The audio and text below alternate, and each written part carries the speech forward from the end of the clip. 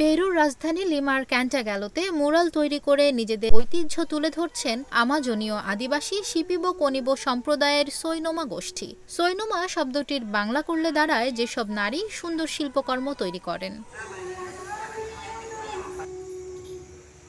মুরালগুলোতে সাধারণত জ্যামিতিক নিদর্শন থাকে, যা শিপিবো কনিবো সম্প্রদায়ের ঐতিহ্যগত সূচিকর্ম এবং মৃৎশিল্পের মাধ্যমে ফুটিয়ে তোলা হয়।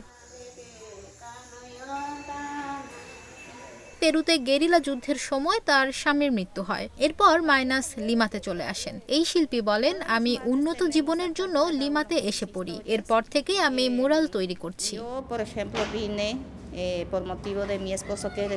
মাইনাসের মতো আরেক শিল্পী সালোমে বুয়েনো পিকো, তিনি জানান মুরালগুলো শিপিবো কনিবো সম্প্রদায়কে স্মরণীয় করে রাখছে পেরুর মানুষের কাছে। তার মতে, মানুষের মনে জায়গা করার জন্য সংস্কৃতি ও ভাষার কথা অপরকে জানানো খুব গুরুত্বপূর্ণ।